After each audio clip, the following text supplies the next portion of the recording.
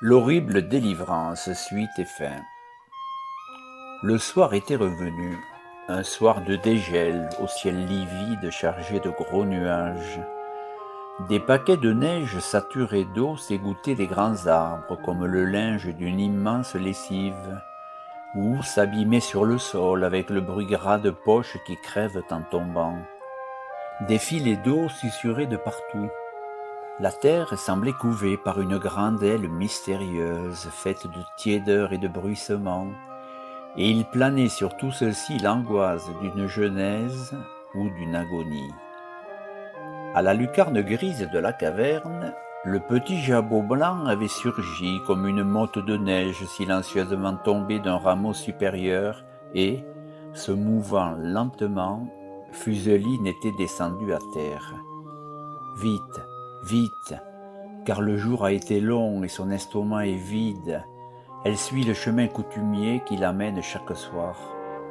Le bout pointu de ses pattes courbes aux attaches puissantes frôle à peine la boue grise de neige et de terre détrempée. Sa longue queue touffue se balance légère.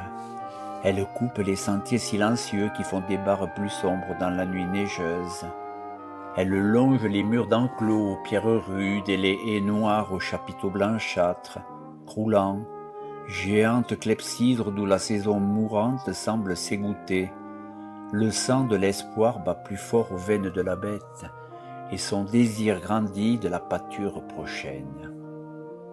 Voici la brèche du mur et les rameaux pourris contre lesquels, comme par mégarde, on a déposé de grosses poutres qui font un unique passage, un étroit canal pour arriver à l'œuf dont la blancheur, ce soir, se détache sur la terre dévêtue de la neige des jours précédents.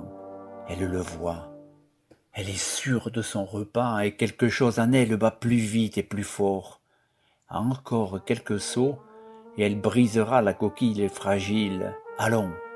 Et elle s'élance quand, brutalement, les bras impétueux d'un piège fermant violemment leur étreinte ont happé dans leur choc terrible la petite patte aventureuse et la tiennent prisonnière dans leur formidable étau.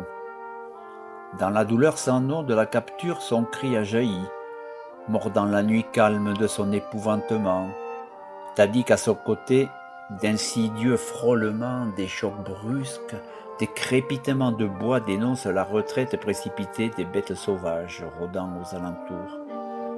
La douleur horrible de la patte brisée, des chairs mordues, de la peau déchirée la raidit toute dans une convulsion de désespoir pour échapper à cette étreinte. Mais que peut la plus sauvage contraction des muscles contre la poigne implacable des ressorts d'acier? En vain, elle veut les mordre, mais ses dents reculent devant le froid du métal impitoyable qui les briserait, et, comme tout effort violent qui se perd, la douleur qui l'a suscité s'évade en gémissements.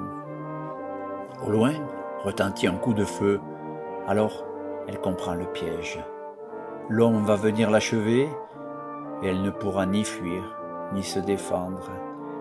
Et dans la douleur de l'étreinte qui la mord et l'affolement du danger, elle se secoue et se tord dans des convulsions de désespoir. Le piège reste là, fixé au sol, immobile. La petite tête se rejette en arrière dans le raidissement de la patte valide qui piétine le sol avec rage, tandis que celle de derrière s'arc-boute comme des ressorts. Les reins bandés tirent en arrière, de côté, en avant. Rien ne cède, rien ne bouge.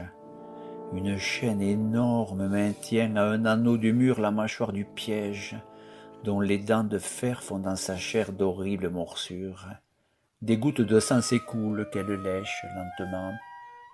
Puis, comme si elle abandonnait la lutte après la fatigue de l'effort convulsif, tantôt elle semble se résigner, s'oublier, s'endormir de douleur ou de lassitude, et tantôt, comme cinglée des 1000 lanières de la souffrance, elle se redresse palpitante d'une vie formidable, vibrant, bondissant, hurlant tout entière pour rompre ou desserrer l'étreinte qui la maintient. Mais c'est en vain, et le temps fuit, et l'homme peut venir. Bientôt là-bas, derrière l'épaule chenue du monde neigeux, l'aube va crever.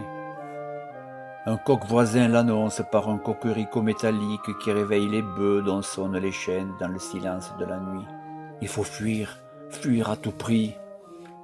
Et, dans une secousse plus violente, les os des pattes ont craqué sous la morsure de l'acier. Un effort encore. Elles se jettent toutes de côté, et voici que, comme des lances, les pointes des os brisés percent sa peau. Le moignon qui tient à son poitrail est presque libre. Toute son énergie se condense sur ce but. Ses yeux injectés de sang flamboient comme des rubis, sa gueule écume, son poil est hérissé et sale. Mais les chairs et la peau la tiennent encore comme des cordes qui la lient au piège assassin.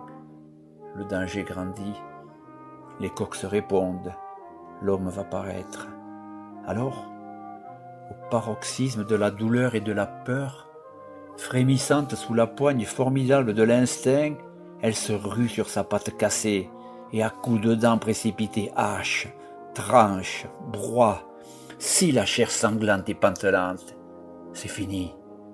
Une fibre tient encore, une crispation de rein, un déclic de muscles, et elle se déchire comme un fil sanglant. L'homme ne l'aura pas. Et Fuseline, sans même regarder dans un suprême adieu son moignon effiloché et rouge qui reste là planté, pour attester son invincible amour de l'espace et de la vie, ivre de souffrance, mais libre quand même, s'enfonça dans la brume. Louis Pergaud.